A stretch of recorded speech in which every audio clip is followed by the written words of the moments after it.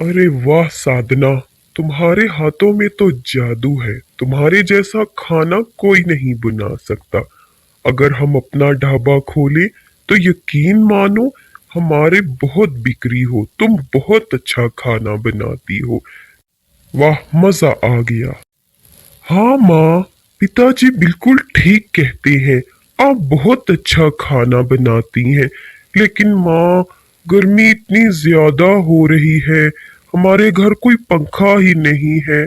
माँ, एक पंखा ला दो ना। बहुत गर्मी है माँ।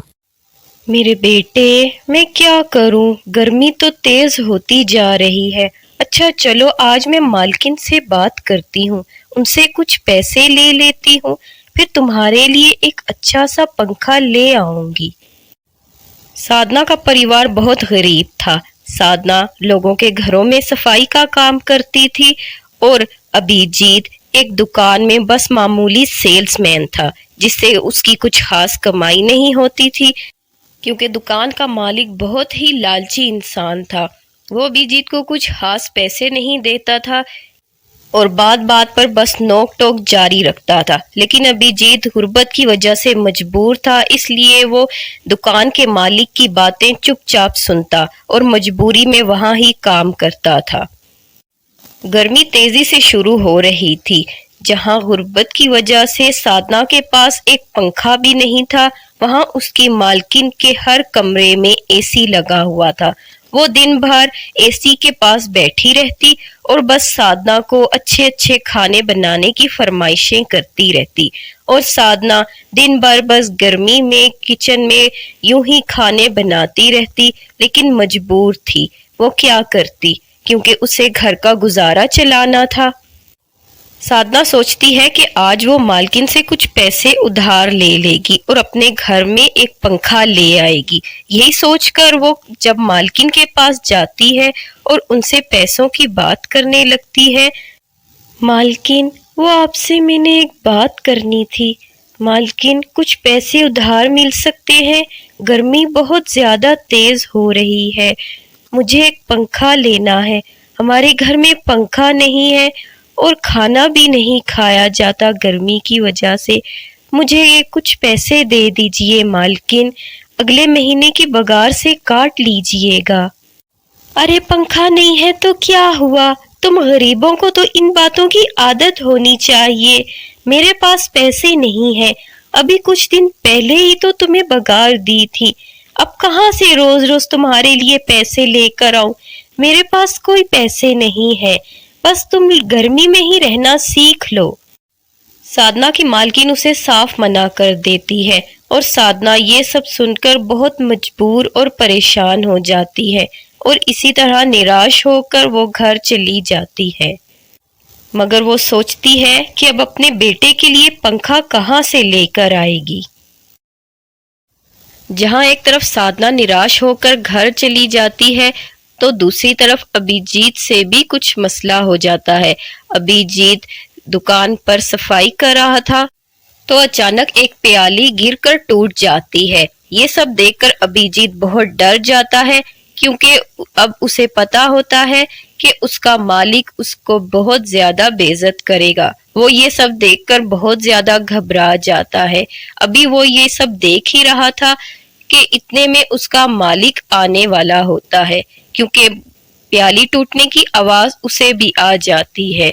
अभिजीत ये सब देखकर बहुत घबरा जाता है, लेकिन अब वो सोचता है मैं क्या करूं। वो यही सब सोच रहा होता है कि अचानक उसका मालिक वहां आ जाता है और वो उसको फिर से बातें सुनाने लगता है और उसे कहता है कि काम छोड़कर चला जाए।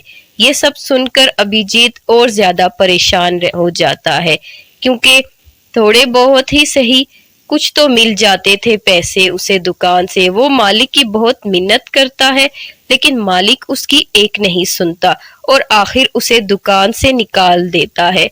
अब अभिजीत बहुत ज्यादा मिन्नतें करता है, लेकिन मालिक बिल्कुल उसकी कोई बात नहीं सुनता। अब अभिजीत सोचता है कि क्या करेगा। गांव में काम मिलना भी मुश्किल था, इसलिए अभिजीत को और ज्यादा परेशानी हो रही थी। और गर्मी भी दिन ब दिन ज्यादा होती जा रही थी और उनके घर में कोई पंखा भी नहीं था। मगर वो निराश होकर घर आ जाता है और सारी बात अपनी पत्नी और बेटे को बताता है। साधना, अब मैं क्या करूँगा? मेरा तो काम ही नहीं रहा। अब हम पंखा कहाँ से लेंगे? मैंने मालकिन से पैसे तो मांगे थे मगर उन्होंने इनकार कर दिया। अच्छा चले आप परेशान मत हो, मैं कल फिर एक बार उनसे बात करूंगी। हो सकता है वो पैसे दे दे और हम नया पंखा घर के लिए ले आएंगे।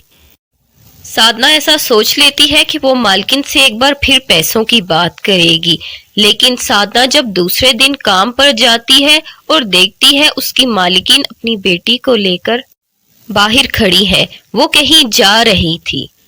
अरे अच्छा हुआ साधना, तुम जल्दी आ गई। मैं और मेरी बेटी तुम्हारे साहब के पास कनाडा जा रही हैं। अब तुम कोई और काम देख लो, हम तो अब गर्मियों के बाद ही आएंगे। यहाँ गर्मी बहुत ज्यादा हो गई है। अब साधना का भी काम छूट गया था। वो घर आकर सारी बात अपने बेटे और पति को बताती है। अब उनके लिए और ज्यादा मुश्किल हो गई थी, जिसकी वजह से वो और ज्यादा परेशान हो गए थे। लेकिन उसका बेटा उसे एक सुझाव देता है जिससे उनकी सारी मुश्किलें हल हो जाती हैं। माँ, आपका काम नहीं रहा तो कोई बात नहीं। माँ, आप खाना बहुत अच्छा बनाती हैं। क्यों ना हम अपना एक छोटा सा ढाबा खोल लें? माँ देखिएगा, हमारे पास बहुत लोग आएंगे। हम कम दाम में लोगों को खाना देंगे, जिससे हमारे पास ज्यादा ग्राहक आएंगे। माँ, आप सोच लीजिए अच्छे तरीके से। आप खाना बहुत अच्छा बनाती हैं। हाँ बेटा, तुम्हारा सुझाव तो बहुत अच्छा है। अजी सुनते हैं, मेरे पास एक सोने की चेन पड़ी है जो शादी के समय में मेरी माँ ने मुझे दी थी।